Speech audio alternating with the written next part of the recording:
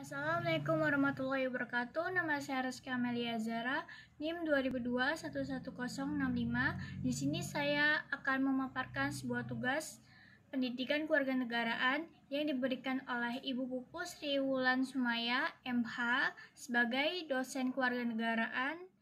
Tugas tersebut mengenai 3 kasus HAM di dalam negeri selama pemerintahan Presiden Joko Widodo. Yang pertama ada kasus bom bunuh diri. Pada kasus bom bunuh diri ini, di pemerintahan Presiden Jokowi sering sekali muncul setiap tahunnya, seperti kasus bom bunuh diri di Gereja Katedral Makassar pada tanggal 28 Maret 2021 yang baru-baru ini. Terus ada kasus bom bunuh diri di Surabaya pada tanggal 13 Mei 2018 di tiga gereja. Kemudian ada kasus bom bunuh diri di Jakarta pada tanggal 14 Januari 2016 dan kasus bunuh diri lainnya. Aksi kasus bom bunuh diri tersebut menunjukkan aksi terorisme untuk memperpecah persatuan Indonesia yang merupakan salah satu konflik dasar untuk memperpecah belah toleransi antara umat beragama di Indonesia.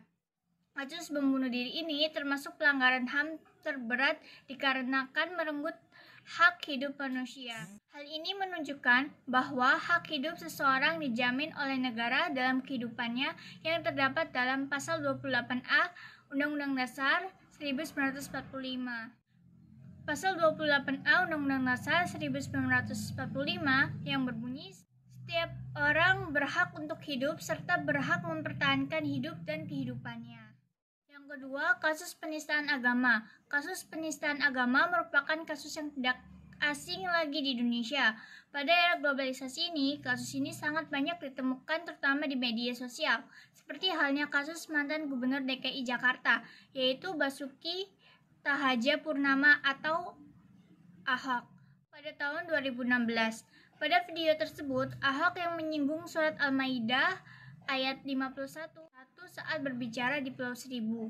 Menurut MUI, ucapannya termasuk dalam penistaan agama, sehingga pada kasus tersebut menimbulkan aksi demonstrasi secara besar-besaran yang dinamai dengan aksi Bela Islam Jilid 2 yang diselenggarakan 2 Desember 2017 lalu atau disebut 212 di Jakarta.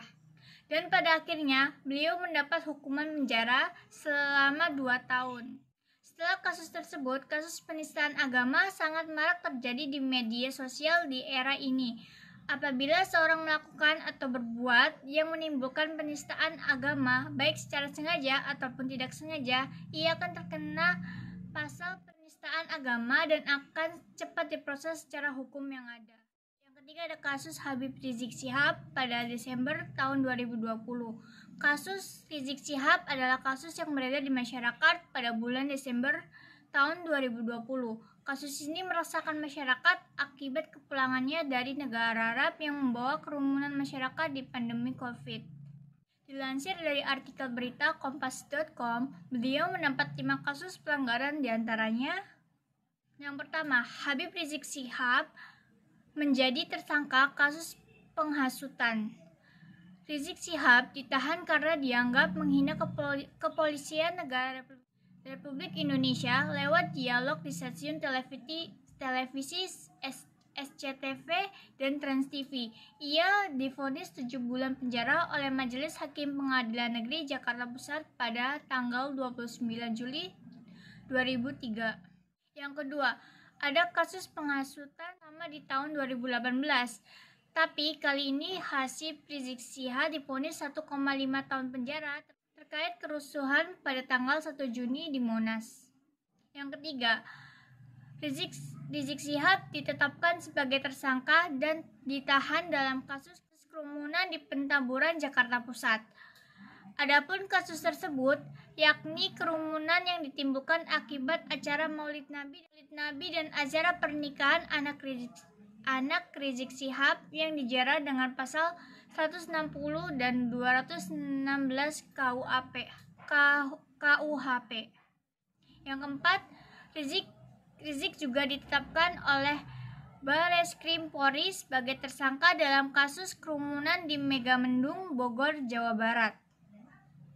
Dalam kasus ini, Rizik Syihab diduga melanggar pasal 14 ayat 1 dan ayat 2 Undang-Undang Nomor 4 Tahun 1984 tentang wabah penyakit menular. Pasal 93 Undang-Undang Nomor 6 Tahun 2018 tentang karantina kesehatan dan pasal 216 KUHP. Yang kelima, ada kasus tes usap di